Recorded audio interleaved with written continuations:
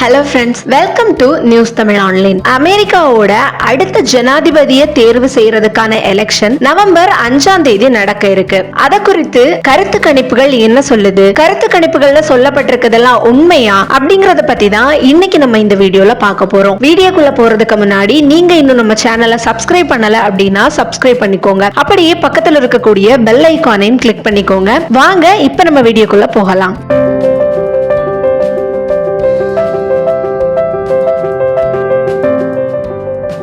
அமெரிக்காவோட வாக்காளர்கள் அடுத்த ஜனாதிபதியை தேர்வு செய்யறதுக்காக நவம்பர் 5ஆம் தேதி வாக்களிக்கிறதா இருக்காங்க. முதல்ல இந்த தேர்தல் 2020ஆம் ஆண்டோட மறுபதிப்பாக தான் கருதப்பட்டது. ஆனா ஜூலை மாதத்துல ஜனாதிபதி ஜோ பைடன் பதவி விலகி தன்னுடைய இடத்துக்கு துணை ஜனாதிபதி கமலா ஹாரிஸ போட்டியிடதுக்கு ஆதரவு தெரிவிச்சதுக்கு பிறகு நிலைமைகள் ரொம்பவே மாறி இருக்கு. இப்போ இருக்கக்கூடிய பெரிய கேள்வி என்ன அப்படின்னா, இந்த தேர்தல் முடிவு எப்படி இருக்கும்? டொனால்ட் ட்ரம்ப் இன்னொரு முறை அதிபராக ஆவாரா, அல்லது அமெரிக்காக்கு முதல் பெண் அதிபரா கமலா ஹாரிஸ் வர போறாங்களா? அந்த கேள்விகள் தான் தேர்தல் நாள் நெருங்கி வரும்போது கருத்து கணிக்கல நெருக்கமா பாப்பாங்க. அதிபர் வேட்பாளர்கள்ல நேருக்கு நேரோட விவாதங்கள் இந்த தேர்தலோட முடிவுல எப்படி தாக்கத்தை ஏற்படுத்தும் அப்படிங்கறதையுமே ரொம்ப கவனமா கவனிப்பாங்க. ஜோ பைடன் அதிபர் தேர்தல்ல இருந்து விலகுமாறு முடிவு செய்ததுக்கு முன்னாடி அவரு டொனால்டு ட்ரம்பை விட பின்தங்கி இருந்தார் அப்படின்னு தான் கருத்து கணிப்புகள் சொல்லுது. இது ஒரு சின்ன அறிகுறியா இருந்தாலும், ஆனா கமலா ஹாரிஸோட செயல்பாடுகளும் அதை விட ஒன்னும் சிறப்பா இருக்கல அப்படின்னு கருத்து கணிப்புகள் சொல்லுது. ஆனா கமலா ஹாரிஸோட பிரச்சாரம் தொடங்குறதுக்கு அப்புறமா போட்டி ரொம்பவே விறுவிறுப்பா மாறிடுச்சு. தேசிய கருத்து கணிப்புகளின்படி அவர் தன்னோட போட்டியாளரை விட கொஞ்சம் முன்னிலையில தான் இருக்கிறாரு. அந்த முன்னிலைய அவர் இப்போதும் இன்னும் தக்க வைத்துக் கொண்டிருக்கிறார் அப்படின்னு புள்ளி விவரங்கள் சொல்லுது. சிகாகோல நடந்த தனது கட்சியின் 4 நாள் மாநாட்டுல கமலா ஹாரிஸோட ஆதரவு 47% வரைக்கும் அதிகமாயிருக்கு. இந்த மாநாட்டோட கடைசி நாளான ஆகஸ்ட் 22ஆம் தேதி அமெரிக்கா முழுக்க புதிய பாதையை காட்டுவோம் அப்படின்னு உறுதி கொடுத்து அவர் தன்னோட பேச்ச முடித்திருக்காரு. ஆனா அதுக்கு அப்புறமா அவரோட ஆதரவுல பெரிய மாற்றம் எதுவும் இல்ல. அதுல டொனால்டு ட்ரம்புக்கு சராசரி 44% அவர் நிலையாகவே இருந்துட்டு இருக்காரு. சுயேட்சையா போட்டியிட இருந்த ராபர்ட் எஃப் கென்னடி ஆகஸ்ட் 23ஆம் தேதி போட்டியிலிருந்து விலகி ட்ரம்புக்கு ஆதரவு கூறினாலும் ட்ரம்போட ஆதரவுல பெரிய அளவிலான கூடுதல் எந்த மாற்றமும் நடக்கல. ஒரு வேட்பாளர் அமெரிக்கா முழுவதும் எவ்வளவு பிரபலமாக இருக்கிறாங்க அப்படிங்கறத தெரிஞ்சுக்கிறதுக்காக தான் இந்த தேசிய கருத்து கணிப்புகள் பயன்படுத்தப்படுது. ஆனா இதுவே தேர்தலோட முடிவை நிச்சயமா கூற முடியாது.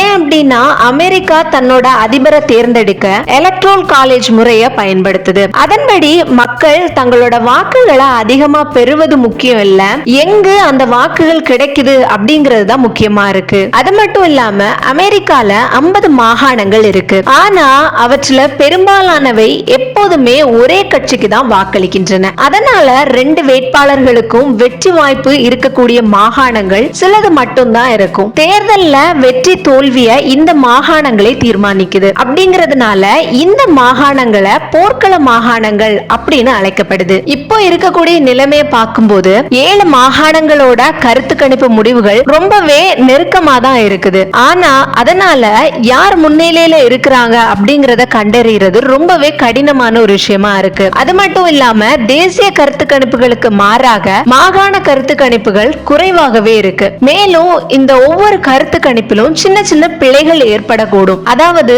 ஆதரவு எண்ணிக்கை அதிகமாகவோ அல்லது குறைவாகவோ கூட இருக்கலாம். அது மட்டும் இல்லாம பல மாகாணங்கள்ல 2 வேட்பாளர்களுக்கு இடையில 1 அல்லது அதற்கு குறைவான சதவிகித வித்தியாசம் மட்டும்தான் இருக்கு அப்படின்னு சமீபத்திய கருத்து கணிப்புகள் சொல்லுது. இதுல பென்சில்வேனியா மாகாணமும் அடங்குது. இது ரொம்பவே முக்கியமான மாகாணம். ஏன் அப்படின்னா அங்க அதிக எண்ணிக்கையிலான எலக்ட்ரல் காலேஜ் வாக்குகள் இருக்கு. அதனால இங்க வாக்கு கிடைச்சா வெற்றியாளருக்கு தேவையான 270 வாக்குகளை எட்டுவது ரொம்பவே எளிதான ஒரு விஷயம். இந்த பென்சில்வேனியா, மெக்சிகன், அப்புறமா விஸ்கான்சின் மாகாணங்கள் முன்னாடி ஜனநாயக கட்சியோட கோட்டைகளா இருந்தது. ஆனா 2016ல குடியரசு கட்சிக்கு ஆதரவு கொடுத்து இவை ட்ரம்ப் அதிபராவதற்கு வழிவகுத்தது. 2020ல பைடன் இந்த மாகாணங்களை தன்னோட பக்கம் திருப்பி அதை வெற்றியுற்றாரு. இந்த ஆண்டோட தேர்தல்ல கமலா ஹாரிஸ் அதை செய்ய முடியுமானால் வெற்றி பாதையில அவரும் முன்னேறுவார். கமலா ஹாரிஸ் ஜனநாயக கட்சியோட வேட்பாளரா ஆன பிறகு போட்டி எப்படி மாறிவிட்டது அப்படிங்கிறதுக்கான ஒரு அறிகுறி என்ன அப்படின்னா,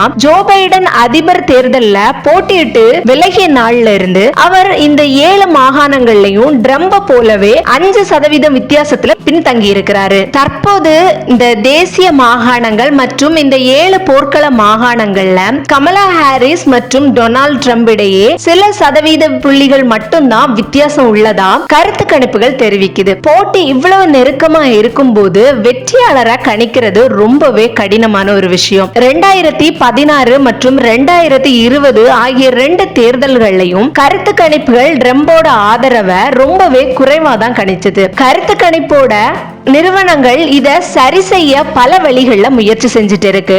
இந்த நவம்பர் 5ஆம் தேதி நடக்க போற எலெக்ஷன்ல யார் உண்மையாவே வருவாங்க அப்படிங்கறத கருத்து கணிப்பு நடத்துறது யூகம் தான் செய்யணும் அப்படின்னு தெரிவிச்சிருக்காங்க. ஓகே ஃப்ரெண்ட்ஸ், இது போல இன்னும் அதிகமான தகவல்களை தெரிஞ்சுக்கிறதுக்காக நம்மளோட நியூஸ் தமிழ் ஆன்லைன் சேனலை சப்ஸ்கிரைப் பண்ணிக்கோங்க. அப்படியே பக்கத்துல இருக்கக்கூடிய பெல் ஐகானையும் கிளிக் பண்ணிக்கோங்க. தேங்க்யூ.